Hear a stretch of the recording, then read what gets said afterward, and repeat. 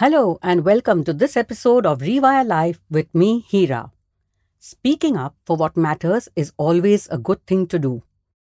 In today's episode, let me share the importance of speaking up, finding your own voice, and what it should mean for us. For me, it's just about being clear, knowing what I want to say, why it matters to me, and saying it with honesty without the unnecessary elaboration and confusion. What also helps me is using a tone that is respectful, considerate, and of course, being open to listen to other perspectives. Many people hesitate to speak up. Why? Because they fear rejection or criticism. The timing, I think, is always crucial. No point saying it out of turn or when you or the other person is not in a good frame of mind. Reacting in the heat of the moment is the worst thing to do. And definitely don't involve other people who are not a part of the conversation in any way. Involve only those who need to be involved in the conversation. It just helps resolving the issue effectively.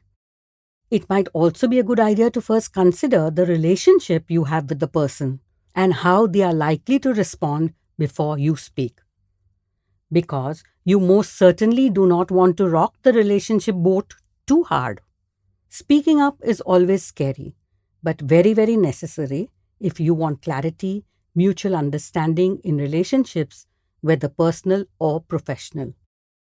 You do know that there is always a risk of facing rejection, criticism, or backlash, or that your message may be misinterpreted.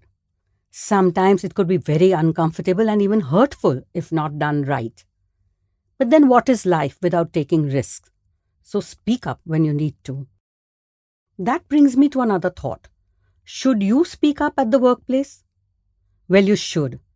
And if you do so, when you notice issues or inefficiencies, instead of quietly grumbling endlessly about it, talk it over. But just be very professional about it. And always keep the hierarchy or the power dynamics within your organization in mind. Don't shoot your mouth without thinking of the potential risks.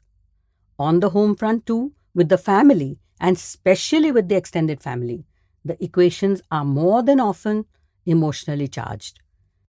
Speak up only and if only you're not going to regret it, relive it, or revisit it again and again with them. Few tips that will help. Remember to stay on the topic, be clear, be honest, respectful, choose the right words and timing, and definitely stay calm when speaking up.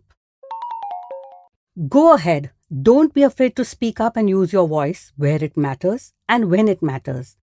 Come back for more thoughts and life hacks on Rewire Life with me, Hira, every Monday. Namaste.